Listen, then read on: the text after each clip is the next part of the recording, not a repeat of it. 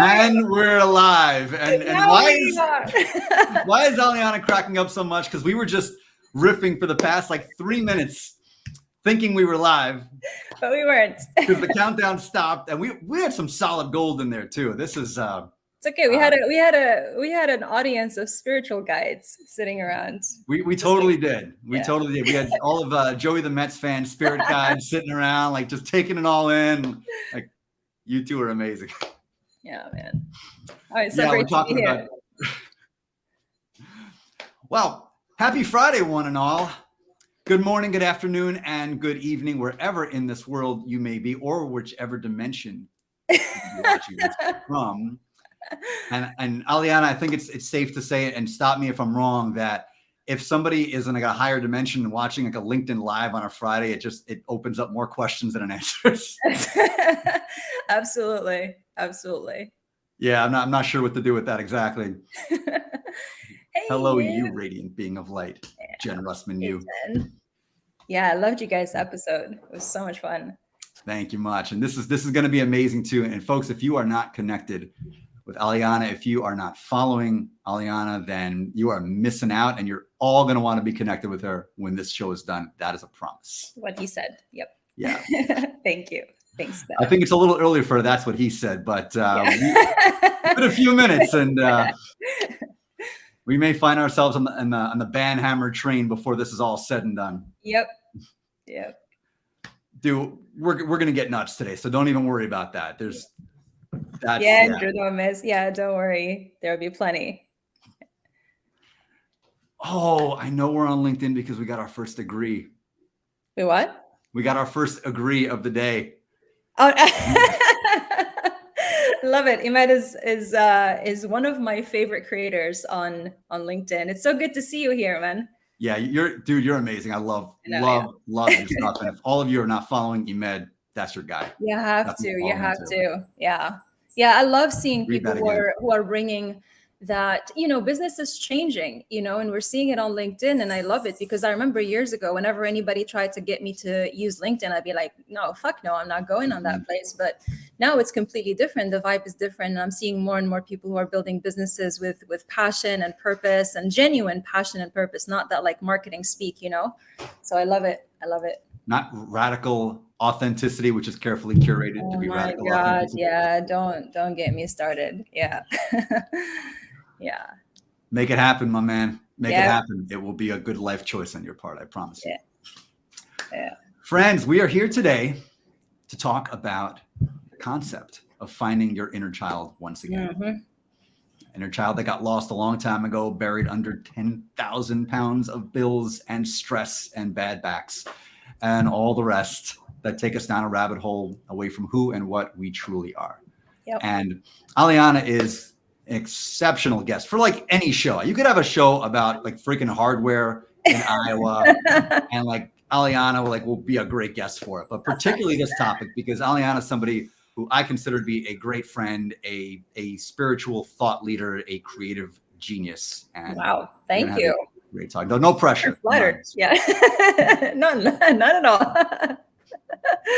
Well, thank you. Appreciate it. Absolutely. And if you look at Aleana's profile, it says, and I quote, I did not make this up, I help spiritual creatives unclench their buttholes. Yeah, that's what I do. I kept trying to find a way to capture what I do in, 150 characters. And it was driving me nuts, man. Like, it was impossible. I was like, I can't.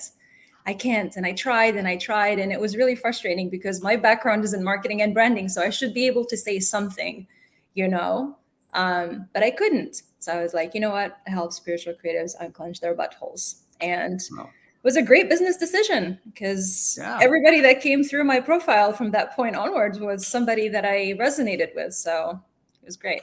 I love it. Well, I can tell you personally, it saved me several trips to the proctologist. So thank you from the bottom of my heart. I thought you were going to say the bottom of something else, but all right. Well, yeah, that too. Yeah. Give it a half an hour. I want to start out with something that you wrote when we were talking about promoting the show. And I really love this, and this stuck out to me. So I want to just put it up here on the screen. And I want you to tell us what this means to you. So each of us is Mm. a unique expression of the universe. According to Aleana, what does that mean? Oh, that's one of my favorite things to say always, because it's it's one of those things that just sounds like a nice thing to say, but until you really think about it, and it's when it sinks in, you cannot unsee it. Okay. So teacher Thich Nhat Hanh said that if you don't have to be a poet to look at a sheet of paper to see that there are clouds floating in it, the clouds become the rain becomes the tree becomes the paper, and then the paper, changes, recycles into something else. So there's no beginning or end, there's no birth and death, there's only transformation.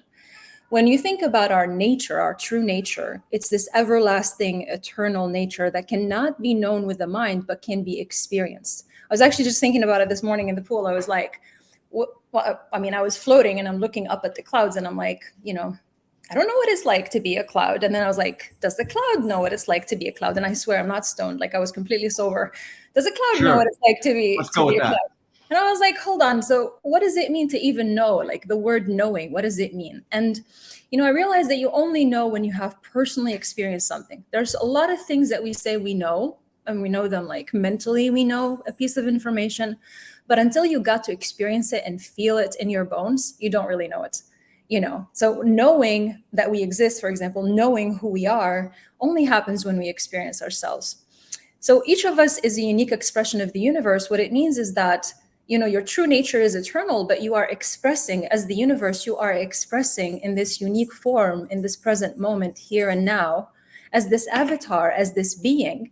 And the beautiful thing about being a human being, as opposed to, and I see like divinity and beauty in everything. There's nothing in existence that is not divine, including nothingness. But a human being, the privilege of being a human being is that we get to choose the different avatars that we express, and we get to really shuffle through as many avatars as we want to in a lifetime. Like, I can be anyone who I want to be. I've gone by lots of names, I've done lots of things in my life. Pardon me. I've played lots of roles. And the more unattached you become to who you think you are in the present moment in this form, the more you get to experience from this infinity of the creator, because you are the creator itself. There's really no difference. And again, this is not something that we know by just thinking about it, but when we go back to that place that you called it in your book, Perfectia, right? Like going home, that feeling when you know that you are, it's not just joy or happiness. It's just this like undescribable feeling of just being home, right? And that's what I'm supposed to be. This is where I'm supposed to be. This is where I belong. This is who I am. you know um, Everyone here, I don't know how many people have children, but I'm sure every one of us was a child at some point, right? I know I was a child at some point. And putting aside your experiences as a child and all of the barriers that children and adults have to protect ourselves, I think we can all agree that every child, every person is born with a unique essence, a unique expression that is, even like two siblings, even if they're twins, same life conditions, they are completely unique. We have two cats. They're very different. They have their own different characters. What are their names? Kala and Kashmir. Kala and Kashmir. Yeah, Kala and Kashmir. Oh, damn. I really wish you wouldn't have said. This is going to get flagged in India now, like for real. Why? Just by saying Kashmir, we're going to get banned in India. It's like a hot button word. Why? Kala is not necessarily, well, it's not No, offensive. Kala's good, but Kashmir is going to be a problem. I'm just saying, like, it's a geopolitical flashpoint. It's a whole thing. Like, Yeah, definitely. Thanks for nuking my show. I appreciate you. Well, I think that these like lines, geographical lines, are a little silly, honestly. Like saying that we are from this place or that place. I've lived on all continents except for the North and South Pole. So it's like people are people, period. Anyway, so yeah, I know. I'm aware of that whole. I went actually. I did go to that border line between India and Pakistan, and I got to enjoy the show. It was really fun. But yeah, it's we are all unique in our own ways, and we are a unique expression, and we get to experience this is not coming from a place of scarcity as this is my only chance to express, but it is your only chance to express who you are in this form right here, right now. I don't know what happens after or before, if there is a before and after, right? I don't know. I believe that our souls, our spirits live on. There's no life. There's no death. There's no birth and death. There's only life, period. That's how I see it. But do I know that? Not in this form. I haven't experienced that except on psychedelics. So, it's not something that I've experienced in the same way that I experience this. But there's a sense of knowing when I go within and I meditate. I know that there is an essence within me that's eternal, and that it came here in this form to express itself and take us to church. Yes, Jessica. That's it. That's what's up. You're taking us to church. I think that's exactly it. I think that's the core of what this whole idea really is, because coming home to ourselves is coming home to our essence. It's coming home to the core of who and what we really are. Yeah. But that's best expressed through our inner child. Absolutely. Yeah. The child connected with that. And adults are not. Mm-hmm. And I think that when people hear child, they think childish, and it's not what the inner child is.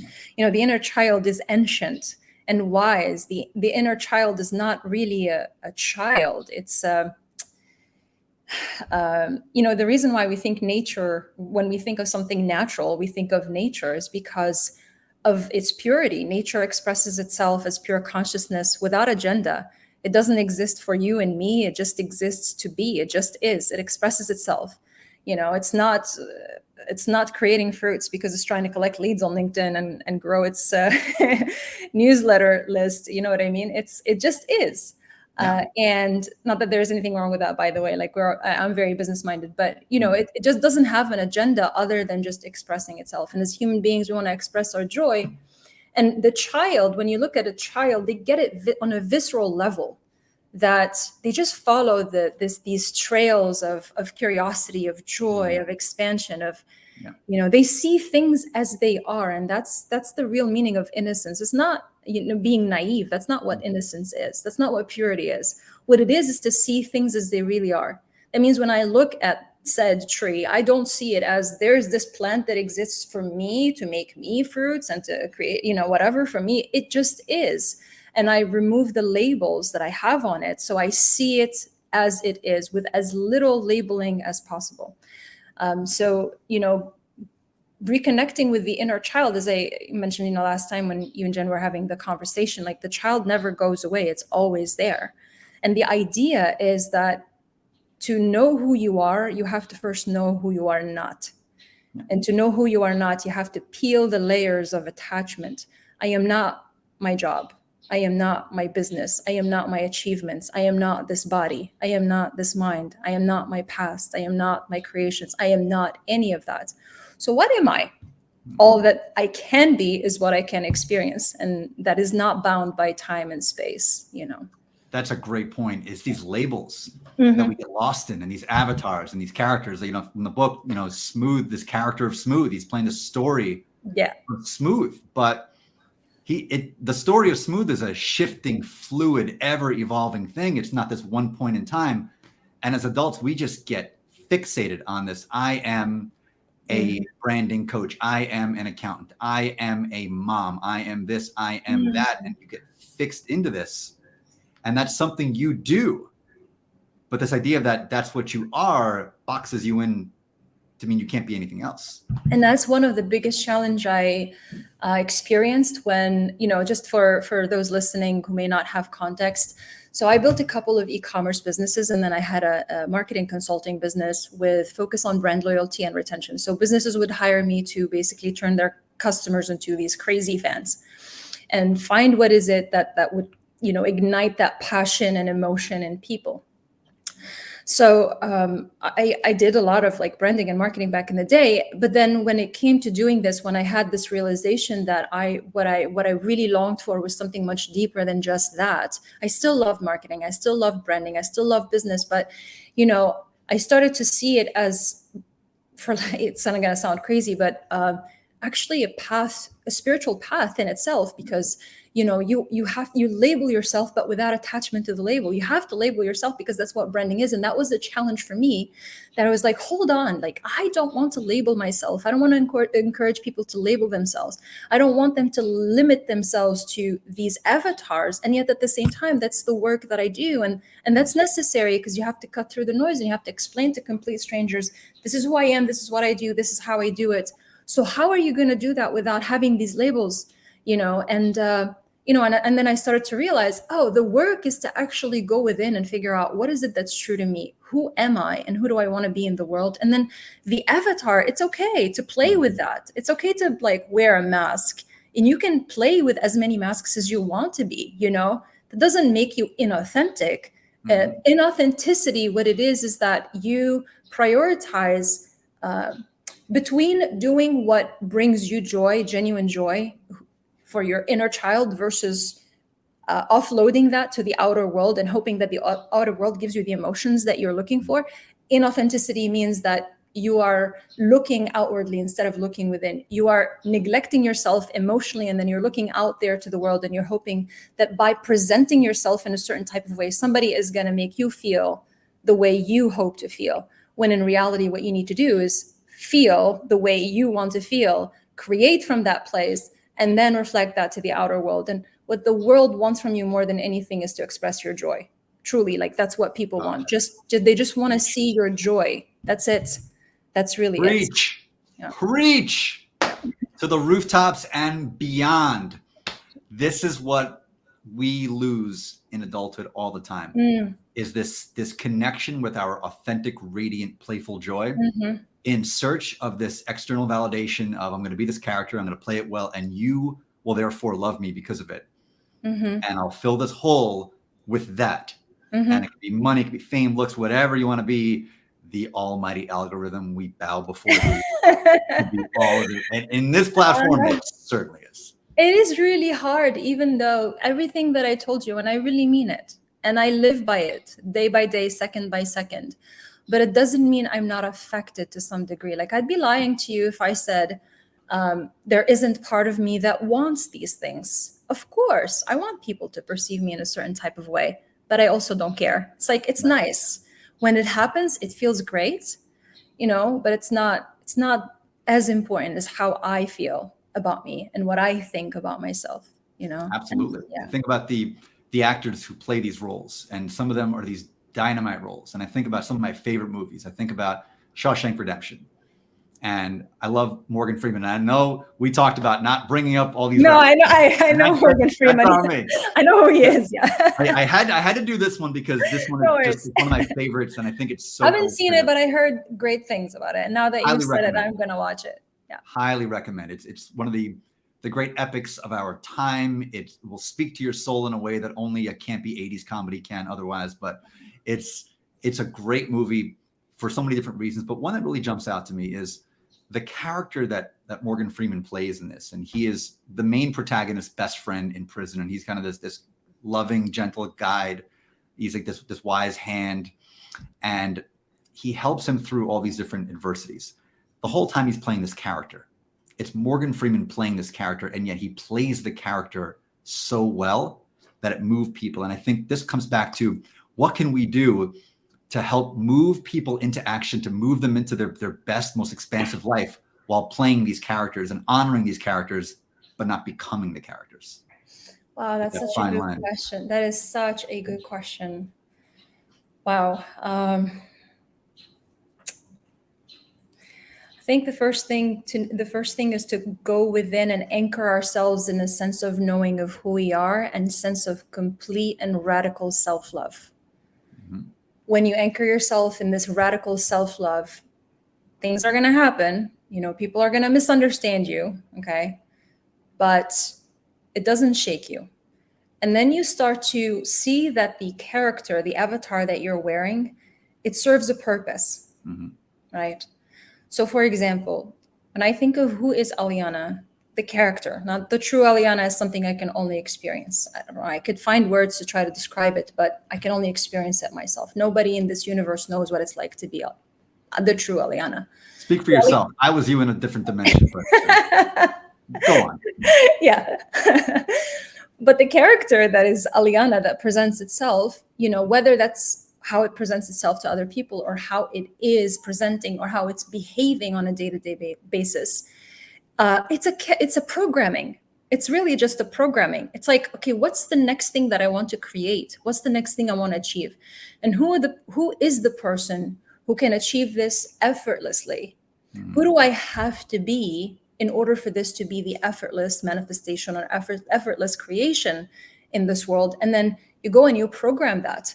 And it's really a matter of balancing. When you think of all the character traits, what we consider virtue is really just a balance. Everything is two extremes, good, bad, quote unquote, like those just simplistic good, Polarity. bad.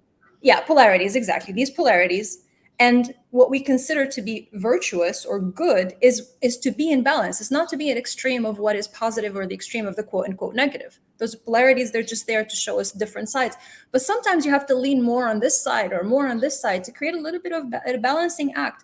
So you have to be unattached to, I am this way, I am shy, I'm introverted, I'm extroverted, I am happy, I am sad, I am this, I'm that, I'm hardworking, I'm not hardworking. I'm all of it and none of it at the same time. But who do I need to be next in the next friction of a second, in the next nanosecond? Who do I need to be right now in order to manifest these results? And this is easier said than done. I'm not saying that I'm sitting here like levitating and doing this all the time effortlessly. Trust me, there is a lot of speak for yourself again, right? It's not so easy. It's not without any friction or any resistance. There's always resistance.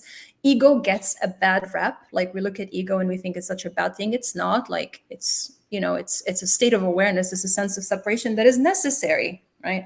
So ego just wants to create something to be attached to. This is who I am, because it makes it feel real. Like I am real, even though we are real, but I am real. I'm Aleana. I'm a real person in this world right now. And so it's very easy to start getting attached to that. But the more you can train yourself to let go of it on a day-to-day basis and be unattached, the more humble this ego becomes and starts to see itself as part of everything, not this bad thing that needs to be rejected or killed. Holy shit, spiritual people being like, kill the ego. Why? Strangle it. Kill the ego. I wouldn't get the fuck out. Like I wouldn't get out of my bed tomorrow if there was no ego. Why would I do anything at all? I am already an infinite being. I'm already God. Like it's a vessel. It's just what's the point?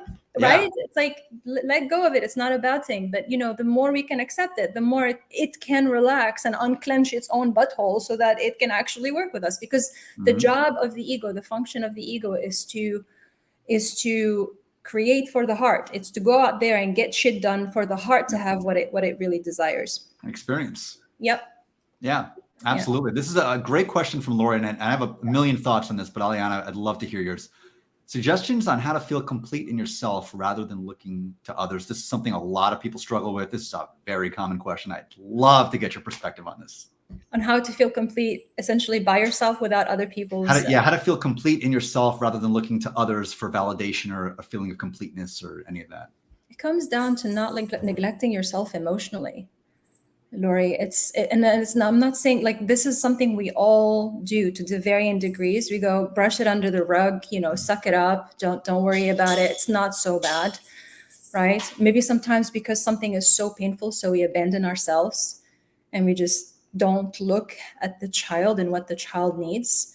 But when you take care of your own emotions and you tend to your own emotions and you start going back to all of the thing is you already feel complete. You are already complete, and you know that you are already complete. That's not like you're missing a piece and you're going to go find that piece within yourself or out there. So you have to start by recognizing that there is an illusion first, an illusion that you are not complete. It's a feeling. So if you're not feeling complete, then you have to go to the feeling. You have to address the feeling. And that's the painful part that we run away from because it's painful. So instead of looking at it, we look out to the world, we give the world what the world wants and hope that the world is going to take care of our feelings. Hope that the world is going to look at us and say, you are complete, you are perfect, you are enough, you are worthy, instead of doing that for ourselves. I love that. It's right. It's this illusory idea of incompleteness. And but it feels very real and it looks very, very Sure. real. Sure. And there's no conscious discernment between the illusion and what reality is in that sense. Because people will say, I need, if I'm an entrepreneur, I need the validation that I'm on the right track. If I'm an actor, I need the Academy Award to validate that I know what the hell I'm doing on that stage. If I'm a comedian, I need those laughs from the crowd. By the way, y'all better laugh, seriously. I need those. I'm not even I need those laughs. You get the laughs, and then very quickly you want more laughs, right? Yes. And actually, it doesn't give you the feeling of completeness you think you're gonna get. Never. It's an illusion. It's an illusion. And the best example I could use is all of the big comedians that we all kind of grew up with that became big superstars. When you look at them later in life, they still had all the same pathologies, the same addictions, the same everything. I mean, these are people in their 60s, 70s, and 80s who are still on every drug there is and are still miserable and depressed. And it didn't matter. No matter how much validation and love and success and fame, none of it ever mattered. None of it mattered. Ever. None of it mattered. I had a very difficult childhood and difficult teenage years, and I started pretty early in my life wanting to make money. Like when I was a kid, I was more interested in arts, but then when I was 17, I was like, okay, I gotta make money to survive. And I spent all of my 20s actually, up until when I was 33, maybe, is when I started realizing, oh shoot, like this isn't good. But at least up until late 20s, all I did was pursue achievements, trying to feel like I was good enough. Yep. And the crazy thing is, I always had this thing that, okay, if only I could get this, then I'll feel complete. And I got it. Oh, if only I could get this, then I'll feel complete. If only I could get this. If only. And my rock bottom is my last business, when I woke up one day where I had literally everything. My whole life seemed perfect on paper. It wasn't just the business. It was everything that I ever thought I wanted. I had it. And I was still and in fact, I was feeling worse because I was like, now what? At least before I had all these things. Okay, now what? Yeah. Hey, Lenka. Hey, Lenka. That's good. There is something so profound to that. And this is why I love to talk about this idea of creating for the sake of creation. That's it. Because if we chase this, the creation is only going to be good if I get this validation. If it gets 1 million views, if it sells this, if it does that, you take all the joy, all the magic, all the juice out of it. It's all gone. And you're chasing and you're chasing and you're chasing and you're chasing something that can never be caught. And you cheapen creation too, because you're creating for the purpose of it becomes this manipulative game where you're not creating to express who you really are, but you're creating because, again, you're hoping that somebody else is going to validate your creation and then you're going to feel a certain type of way. But you really, you're just taking the longer, more complicated route that's not even going to get you where you want to go. Absolutely. I mean, this is the beauty of that inner child. The inner child doesn't need validation.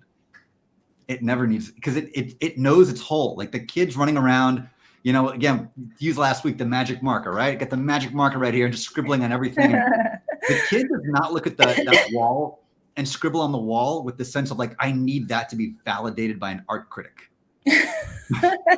Imagine that. Imagine that. And yet when that kid, you put 20, 30, 40, 50 years on that kid, they're not going to create anything without that sense of just a few years in school. It starts pretty early. In childhood, it starts. The inner child starts, the child starts losing their inner child as early as during their actual childhood. It's crazy. I think a lot of it is just the way our education system is structured. And I think a lot of it is disconnected from the joy of creation when we start, putting testing in there. And then you start, it's the goal, right? It's like you learn for the test rather than for the joy of learning. And you suddenly start creating this disconnect. And then that goal orientation becomes such a part of us. All right, Jeff, how do you expect the parents and the adults and the teachers to give that to the child when they haven't figured out how to give it to themselves? How do you expect that? It's not malicious. It's just that generation after generation after generation after generation, we live and die, not knowing who we are, disconnected, holding on to our phones and being like, Can I Yeah. find anything on my feet today that will take away my pain? Oh yeah. You know, Yep. that will Absolutely. distract me a little bit from looking into how much I've neglected who I really am my whole life, my child, and my dreams and my desires as a kid. That we look back and we're like, ha ha ha, that was so Mhm. silly. But you are born with these things for a reason, and they will never leave you. They will never leave you. They'll keep coming back for the rest of your life until you look at them. So Oh yeah. Oh yeah, in a big way. And Carrie's, I mean, nailed it. That's it in the conditioning. And yeah. this is not, and it's not malicious. And and neither of us, I don't think, are saying this in a way to criticize or anything No, like that. This is no. just, it's so ingrained generationally, societally, culturally. This goes back so far Mm-hmm. that we are so unconscious within it, we don't even realize what's happening. We just become the vessels to carry it out in our generation. Yeah. And then teach the ones coming up behind us to carry it out in their generation. And we have the same anxieties and the same pathologies and the same insecurities, and they just repeat over and over and over again. And it's not only not malicious, actually most of it is protection. Like they want to protect us. They wanted to protect us as kids. Most Yes. parents, most teachers, they I'm not denying that some people are just a little bit out there, I mean, I see that essence of divinity in everyone. I don't care if they're Hitler itself, like it's there. It's always there. But some You've people obviously never met Alabama fans, but haven't had the pleasure, no. Some people have more trauma than others. Some people have more dis-ease than others, yes. But for the most part, people mean well. Even those that I don't think anybody is quote unquote bad. But even if you were to look at a person who has committed the most horrific things in existence, they are doing that as a byproduct of a lot of things it's much more complicated than that person is bad or that person is good. But for the most part, people really mean well, and they want to protect the kid. They think that if the kid, for example, kept daydreaming past a certain age, and that kid is going to be disappointed like I was disappointed, so I'm Mhm. trying to protect you. Yeah, Yeah. this is really common, and I'm sure you experience this in different ways. And one thing when I talk to people who are particularly children of immigrants, this is a very, very common thing, where the immigrant parents will come in, and I know this from my own family's experience and from a lot of people I talk to. They come from a place of survival, Mhm. and they have life is about surviving. It's not about a creative expression. That's all BS, and it can't pay the bills. It's about surviving. Therefore, I'm going to condition you for a life of survival. You got to be good in math. You got to be good in science. You got to get the good grades to get to a good university, to get a good job, to get a good house. This is what matters in life, and anything else is crap. Mm-hmm. It needs to be disregarded, and that gets internalized too, except for those who it doesn't. And then the friction and the wars begin. Oh yeah, yeah. Oh goodness, like I don't know how I ended up the way I am, but like definitely was not raised in a family or an environment that encouraged being so odd. But it just is what it is, And yeah, there was definitely friction. There was definitely friction. Yeah. Absolutely. Ah, it's a great comment. I love this. Conditioning disconnects us from our wholeness.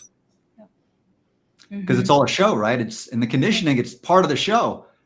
But if we take the show too seriously, we forget we're on stage as Yeah. actors. Oh yeah, that's exactly it. That's exactly it. You have to just remember you are on a stage and don't take it seriously. This is why I joke so much about quote unquote spirituality and creativity and art and all of those things.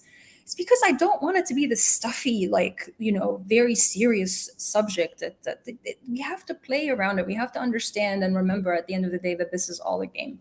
And Yeah. the cool thing is that we can condition ourselves as human beings. I don't know if it's Arthur Rimbaud or some other author who said that genius is the recovery of childhood at will. And when I saw that, it really stuck with me, man. It was like, that's it. Like, imagine you're an adult equipped with all of this power and knowledge and wisdom and all of these things, and you recover your inner child at will. And you combine that with a healthy parent that's going to take care of and heal and tend to this child while you allow this child to express itself in this world. That really is the definition of genius. And when people hear the word genius, feel like a lot of people have judgment around that because it sounds a bit like self-centered, like, who do you think you are? But Yeah. it's not who you are, it's you have a genius. We all have a genius. Yep. It's just something that we have. Bob says, Absolutely. your inner child has beliefs and fears, and see how they may be impacting your current mindset or actions. Yeah. Well, the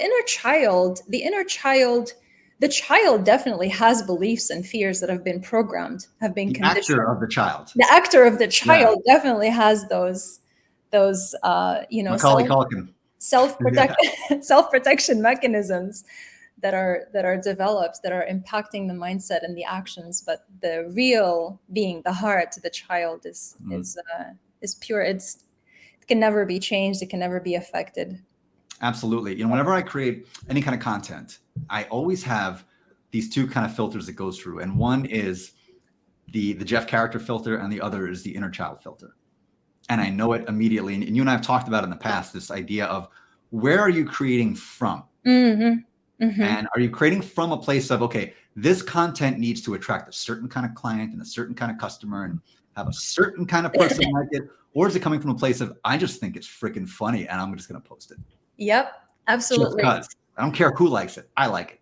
So yeah, you know, I heard, and I know that LinkedIn doesn't like certain things. I know that it penalizes certain types of content. I know I shouldn't be posting 2 posts in the same hour, but if I feel like it, I'm gonna do it. Yep. You know, it's like, it's fun, and yeah, it's not gonna be seen by as many people, but like the energy of the thing that's happening spontaneously in this moment, I am not gonna sit on it and schedule. Nothing against scheduling posts in advance or creating things in advance, or having a strategy, by the way. Like, I have nothing against those things. I'm not saying, oh, you only create from this place. But at the end of the day, the process of creating itself has to be joyful. The process of creating itself has to be has to be meaningful in and of itself, not only when and if people see it, like it, comment on it, DM you, buy from you, that sort of thing. Yes. I love this comment and I love this question. I want to kick this over to you. So for those who are listening, why do you think so Brian Gilbert asked this question. Sup, Brian? Why do you think we attach to our tribes being versus being more open-minded and pluralistic? How do we best help people who are stuck in their camps and resist different perspectives? I love this question. Yeah, it's a great question. Why I think we attach to our tribes is because a sense of belonging and, you know, false belonging and false security. When I say false belonging and security, is because if you only belong because you're not upsetting people and you're not saying something that is different from their current beliefs and whatnot, it's not really a sense of belonging. You're just suppressing who you are in order to not be, quote unquote, kicked out.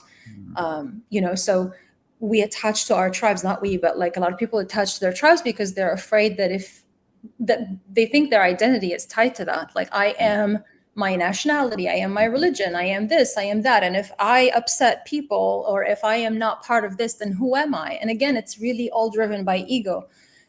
Again, not to say that ego is a bad thing, but you know, it's just driven by this fear that I am this person, this character, this identity, and part of this character that I'm constructing. If you're like, right, you know, this as an author, right? Like you give the character characteristics, and one of them is, what tribes and groups does it belong to?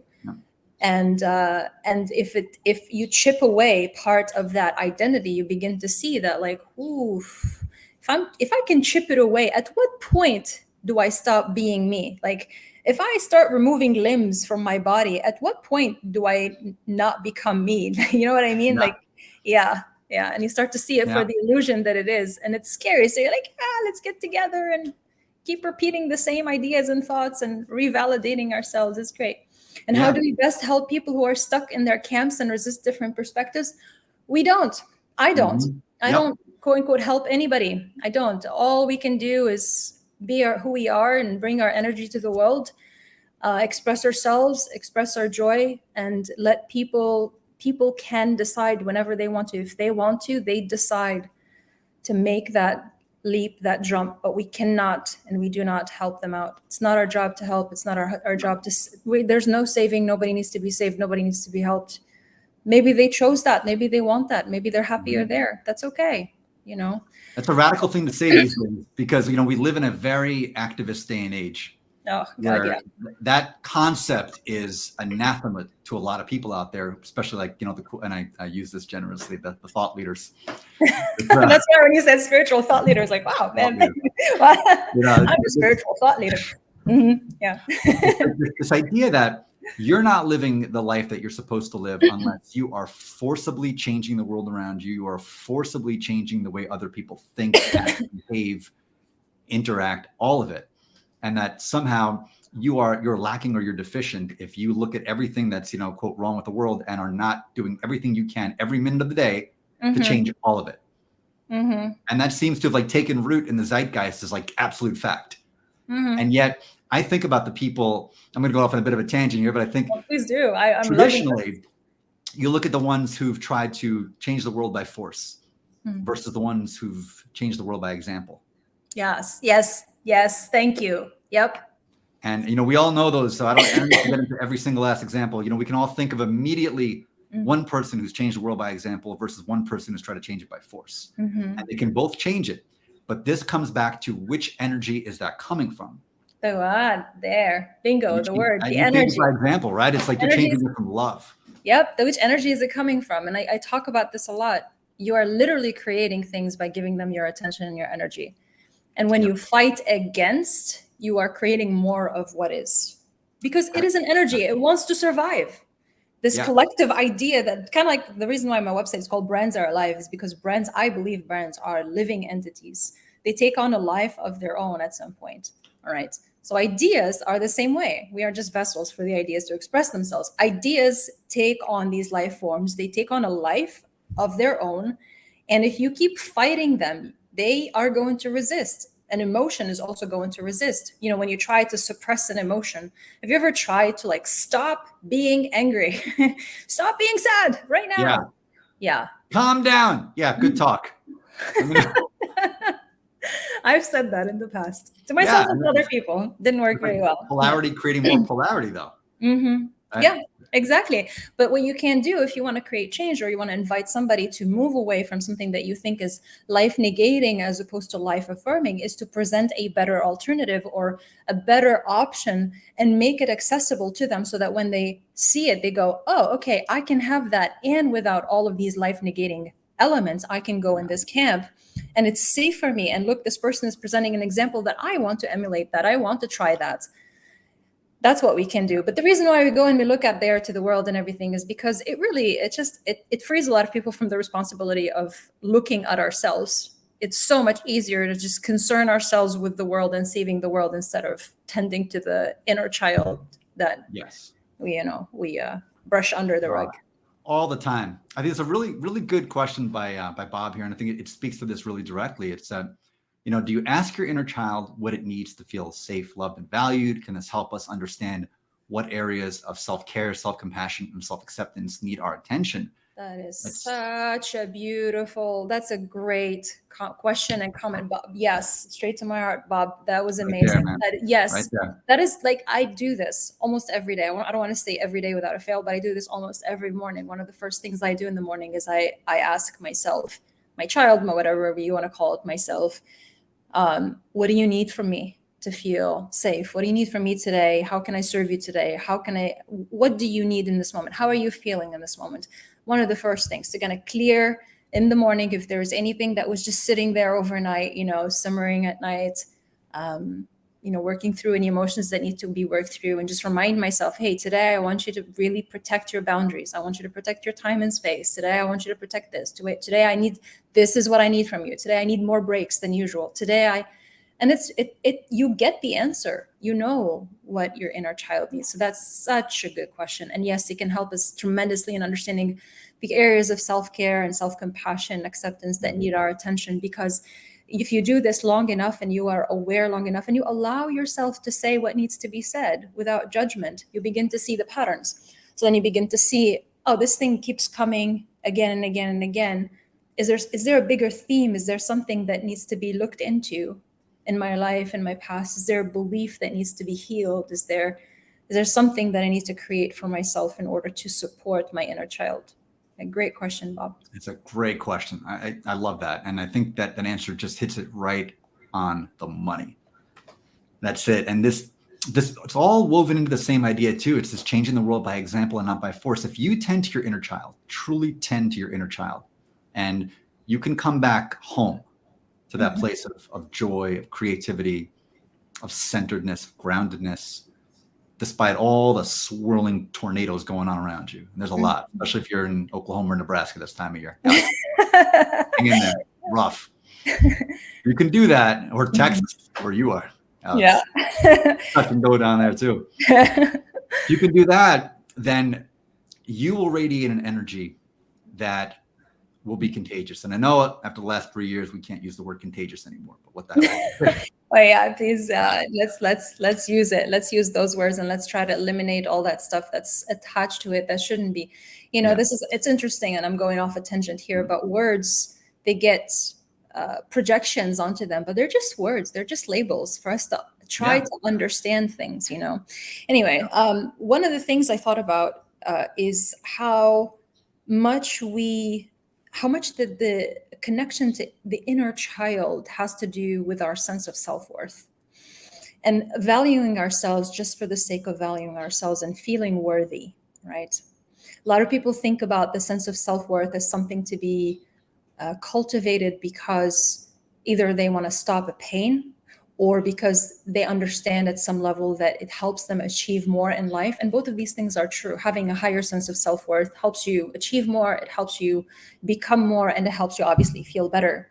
But the bigger underlying thing for me is that this sense of valuing the inner child and valuing ourselves and caring for ourselves just for the sake of it, just because we are worth it. We are worth that effort. The inner child is worth that effort.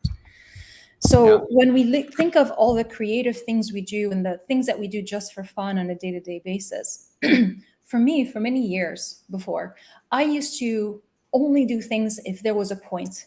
Like, what's the point of this thing? Even if I were to do something for fun, it was because I needed to blow off some steam before I go back to, the next task, as opposed to just sit in the backyard with a stick, and do nothing. Just because. Just because, exactly. Just because you don't have to do things for a particular purpose or reason, or, you are allowed to do things spontaneously just because you feel like it in the moment. It feels good to you. Go do that. That's it. Self-care. Yeah, exactly. And it's not, self-care. And a lot of times people confuse it for self-maintenance. Yes. Right. So it'd be like, oh, self-care is taking a bath. Yeah, that's great, but that's not that's nice. I mean, I love my hot baths. Don't get me wrong, but you want to do these joyful things for yourself. But there's self-maintenance, and then there's self-care. There's this tending to yourself and looking at your inner child and asking it what it needs and doing what we can and moving in that direction. Sometimes we say, I need more money. I need more time. I need more whatever. I need more. No. You don't really. Yes, those things will make it easier, but you really don't. You can always choose 1% better. You can always give yourself 1% better every day. Yeah, those things aren't going to fill that hole either, because they won't. It's like this kind of bottomless hole. It has no beginning and no end, and you'll toss more money into it. You'll toss more validation. You'll toss a new relationship. You'll toss all these, and it'll just come out and will disappear. You're like, well, where the hell did that go? Yeah, and that's such a good point, actually, because I remember a time when I used to just throw money at it and be like, this is a problem. I'm just going to throw money at it. This is a thing. I'm going to throw money at it. Like, let me just spend and see if spending makes me feel better. Yeah. Let me buy this food or this thing or whatever, and it's going to make me feel better. I have a problem. I have a problem, an internal problem. I'm going to hire this coach, and this coach is going to fix it. It just doesn't work that way. It's really all a relationship between you and yourself. Absolutely. And they say, wherever you go, there you are. Yeah. I love that. I had to learn that one the hard way. I spent years just traveling and it wasn't for the sake of the experience. It was to try to chase something. I kept thinking I was always one road trip away from this great epiphany, this great aha moment that was going to change my entire life and give me this inspiration that was just elusive. I did that for 8 years too. And it was like, yeah. Yeah. It's never out there, because out there is in here and in here is out there. It's just a projection of what's in here. It's all an illusion. It's all this, use whatever word you want for it. Simulation, matrix, whatever. But it's this idea of We're all connected to everything, everyone. It's all just an illusion looking back at itself in all these different ways. So if you're not good where you are with what you have, where you are, they say, I love this expression, grow where you're planted. Yes. Spot on. And, if you're like a plant saying, well, screw this, and you jump out of the pot and you try to like go to another pot, 2 houses over, you're like, all right, time to grow now. Let's go, baby.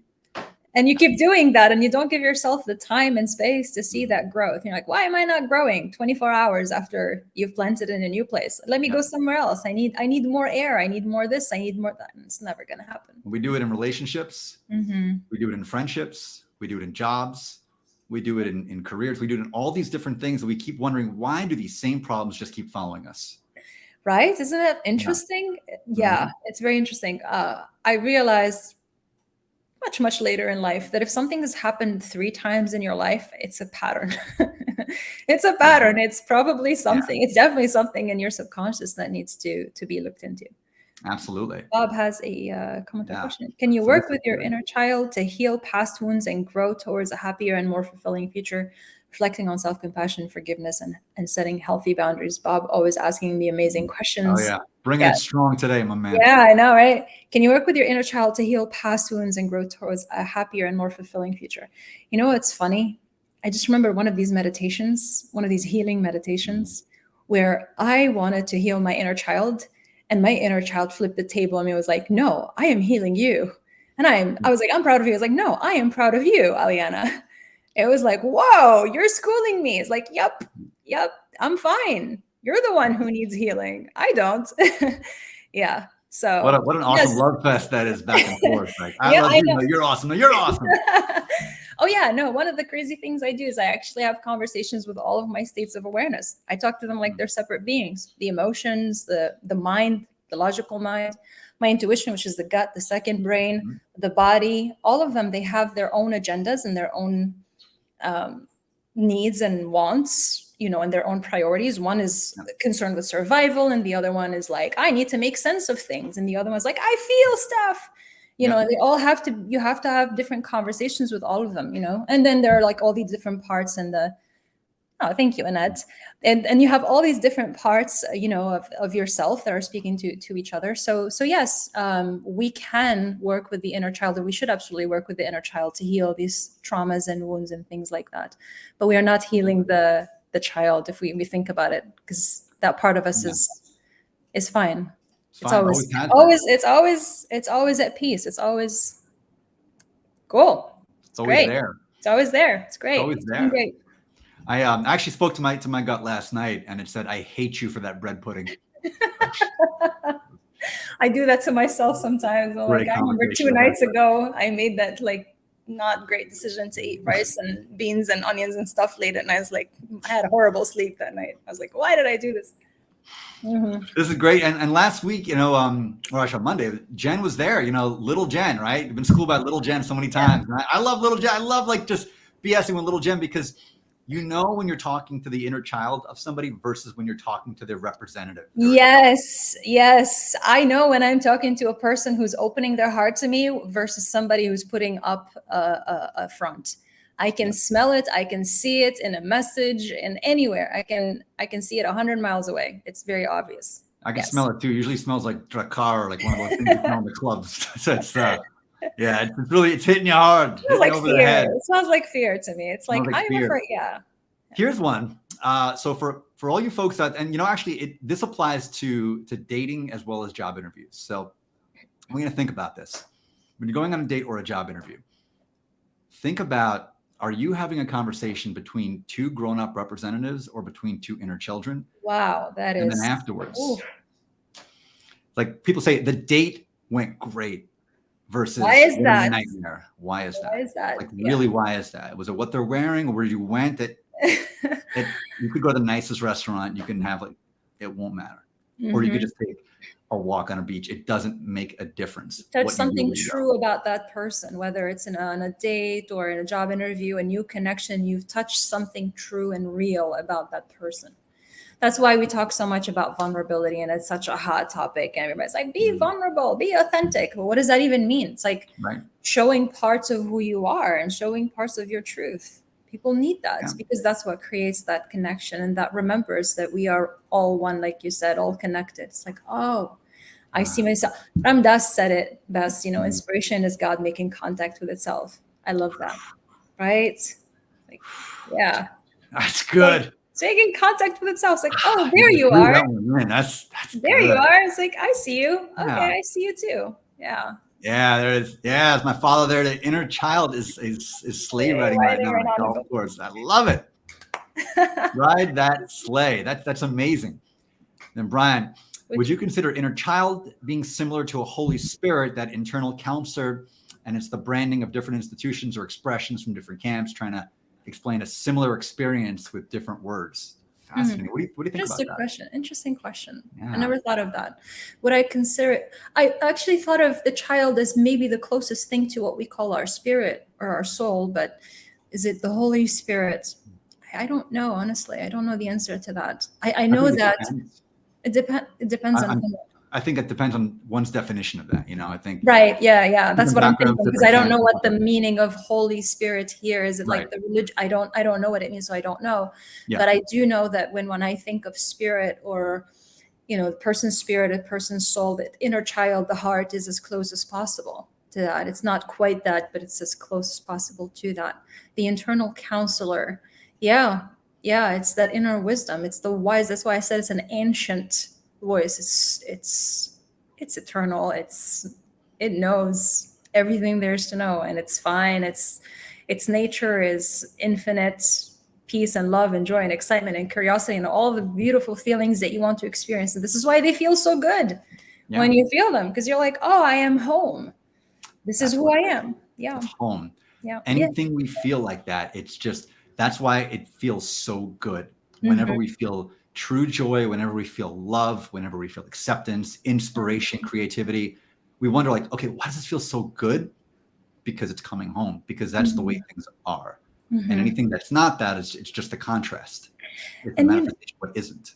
And you know what, Jeff, like as you're speaking, like I just realized, hold on, we talk about it. And the reason we talk about it is because knowing is this experience, but we talk about it to try to explain to each other as quote unquote separate beings. This is what I'm experiencing. Are you experiencing that? This is what I call it. You call it that. Once we have a word or a label for it, it's like, oh, this is an experience in common that makes it feel more real, because we can all agree about the physical world and our experience of it. So it feels very real.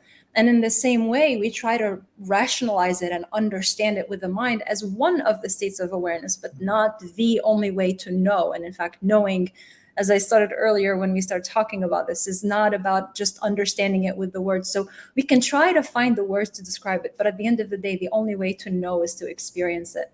When you speak of it of somebody else and you find words that you're like, oh yeah, I called it that, me too, that word feels right, that word feels right, this is my description of it, I felt it too. Okay, great. That kind of there's reassurance, but there's only knowing, and knowing can only happen within. Yeah. Knowing, that's it. When you think about that intuition, when you talk to somebody and they meet somebody, when you say, I just know they're the one. I just know it. You have to be careful with your devices, but yeah. Oh yeah. That's the job for me. I don't how. It's like the salary, I just know. I just know. Yep. Yeah. And we maybe because our society and our culture nowadays, there's so much emphasis on just the mind and the rational mind, and feelings are perceived as this like inferior thing. And there's almost something virtuous about suppressing your emotions and not looking at your emotions and not being affected by them, because you are a superior human being if you are a robot. But emotions serve a purpose. We process billions of bits of information at all times. We can't really just try to use just our rational mind to understand or know the answer to things. Our intuition and our emotions tell us so much more quickly, because they have processed billions of pieces of information, and just here's the answer for you. The mind is there to double check, just making sure, are we good? Have I thought this through in many ways? But the emotion is really, usually it just tells you, this is it. Internal compass. The mind, I think, is very overrated. And you can find this immediately by talking to a lot of people. Mine is Like, not. oh So yeah, mine is definitely overrated. I just, you know, it's, I think a lot of it, honestly, is because what we consider to be this kind of rational, objective, intelligent mind is really just a program that has been informed by these different experiences that we take as truth, and we try to make sense of it, and then we filter it through this mind and say, well, that's obviously objectively true.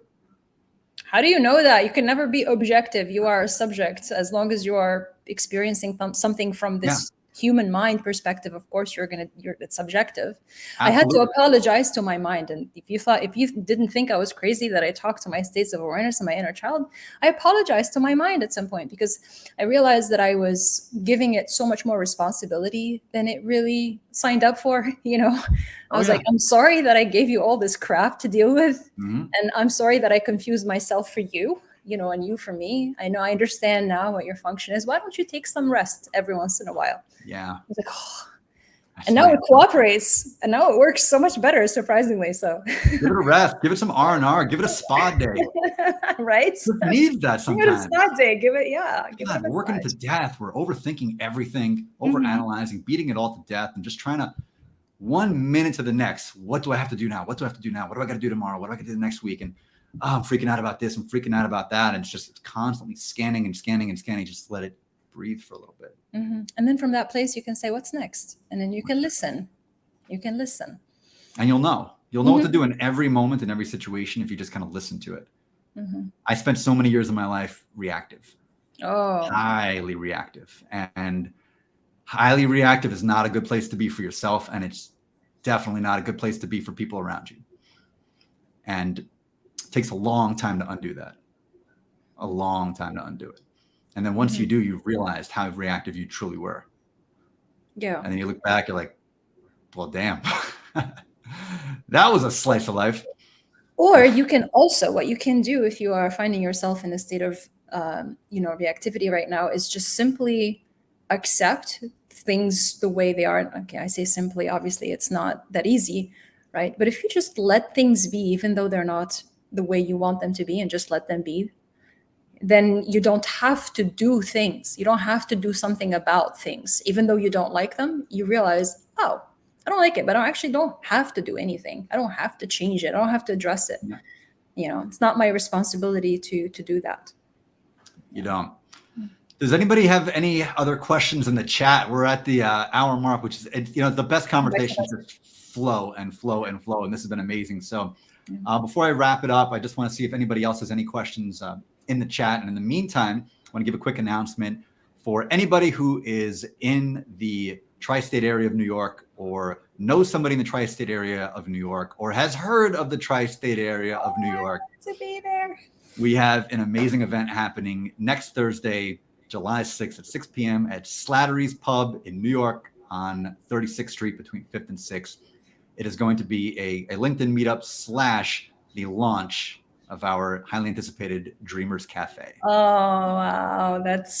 How are you feeling about that? I'm feeling really good. And I want to give Aleana a shout out on this, because we were talking about this a few weeks back, and Aleana had the brilliant idea of giving some kind of a physical symbol of this community to the people there. And for those who are not familiar with it, the Dreamers Cafe is a community of people in midlife, and that can be as broadly defined as you want. So there's no actual age limit, but adults. So like no 8-year-olds are going to be there, but beyond that, we're pretty flexible, who are ready for the second act of their life, to rediscover their creativity, to rediscover their passion, and to be a part of a community of people in a similar station in life who are here to simply encourage them on that path. And one thing we're going to be giving away are dream catchers. Oh, it's so beautiful. I love it.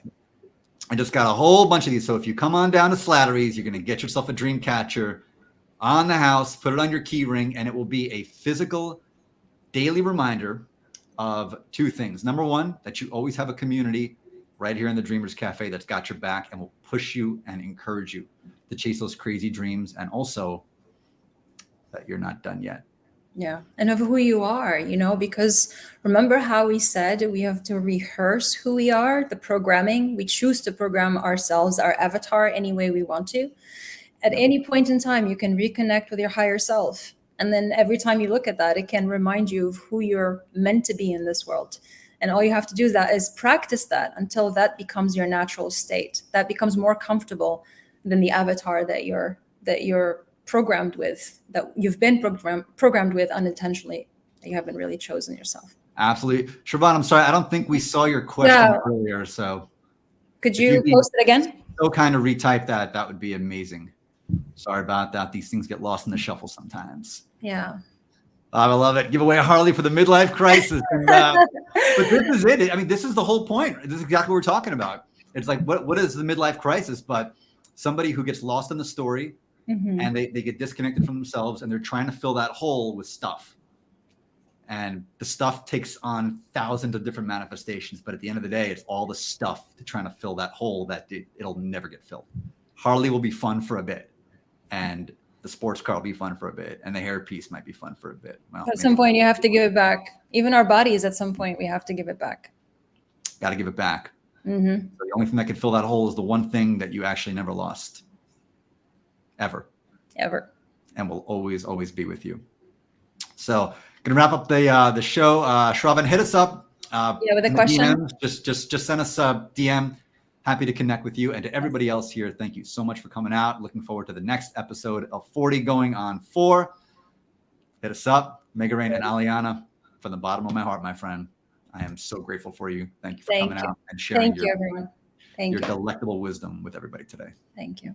I'm grateful. Enjoy the weekend, friends. So, bye.